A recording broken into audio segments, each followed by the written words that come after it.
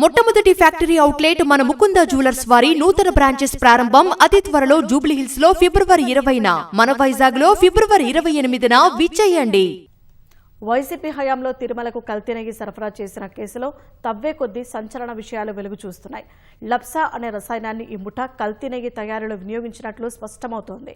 లప్సాను washing పౌడర్లు, washing లిక్విడ్లు, dish wash లిక్విడ్లు, ఫ్లోర్ క్లీనర్లు, టాయిలెట్ క్లీనర్ల తయారీతో పాటు పారిశ్రామిక రంగంలో క్లీనింగ్ ఏజెంట్గా ఆయిల్, గ్రీజు మరకలు తొలగించేందుకు ఉపయోగిస్తారు.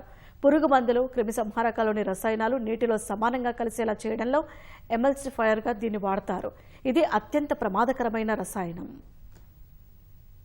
తిరుమల శ్రీవారి లడ్డూ తయారీలో కల్తీ నెయ్యి విషయంలో మరో ఘోరం వెలుగు చూసింది. తిరుమలకు సరఫరా కోసం లక్షల కిలోల కల్తీ నెయ్యి తయారు చేసిన భోలేబాబా డైరీ డైరెక్టర్లు అందుకోసం వివిధ రసాయనాలు కొన్నట్లు సిట్ దర్యాప్తులో తేల్చింది. అందులో భాగంగా ఢిల్లీలోని అరిస్టో కెమికల్స్ నుంచి 8,900 కిలోల లాక్టిక్ యాసిడ్, లప్సా లేదా యాసిడ్ స్లర్రీ కొన్నారని అభియోగ పత్రంలో పేర్కొంది. సాధారణంగా కల్తీ నెయ్యి తయారీదారులో పామాయిల్, పామ్ కెర్నెల్ ఆయిల్ లాంటి చౌకరకం నూనెలు నెయ్యిలా కనిపించేలా చేసేందుకు అచ్చం నెయ్యిని పోలేలా రంగు, రుచి, వాసన, క్రీమీనెస్ వచ్చేలా చేసేందుకు లప్సా, లాక్టిక్ యాసిడ్ కలుపుతారు.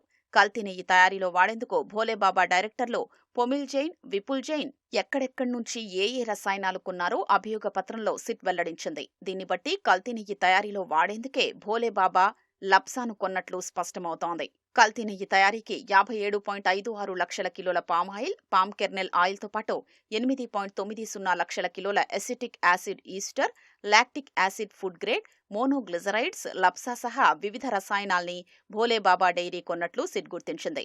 పామాయిల్, పామ్ కెర్నెల్ ఆయిళ్లతో beta carotene, acetic acid, food grade, monoglycerides సహా పలు రసాయనాలు కలిపి కల్తీ నెయ్యి తయారు చేసినట్లు తేల్చింది. ల్యాబుల్లో పరీక్షించేటప్పుడు అది నెయ్యేనని, తప్పుడు ఫలితాలు వచ్చేలా చేసేందుకు, నెయ్యి వాసన వచ్చేలా చేసేందుకు ఈ రసాయనాల్ని కలిపినట్లు అభియోగ పత్రంలో వెల్లడించింది. ఈ రసాయనాల సరఫరాదారుల్ని కూడా ఈ కేసులో నిందితులుగా చేర్చింది. దీన్ని బట్టి లప్సాను కల్తీ నెయ్యి తయారీలో వినియోగించినట్లు స్పష్టమవుతోంది. కల్తీ నెయ్యి కోసం కాకపోతే ఒక సాధారణ డైరీకి 1000 కిలోల లప్సా అవసరం ఏముంటుంది? భోలేబాబా డైరీ లప్సా కొన్నట్లు గుర్తించిన సిట్ దానిపై మరింత లోతుగా దర్యాప్తు చేయకుండా వదిలేసింది. ఆయిల్ అండ్ పెట్రోకెమికల్స్ రంగంలో చమురు బావుల్ని శుభ్రం చేయడానికి డ్రిల్లింగ్ ఫ్లూయిడ్స్లో లప్సాను వాడతారు. వస్త్ర పరిశ్రమలో క్లీనింగ్, వెట్టింగ్ ఏజెంట్గా ఫ్యాబ్రిక్ ప్రాసెసింగ్లో వినియోగిస్తారు. ఇది అత్యంత ప్రమాదకరమైన రసాయనం.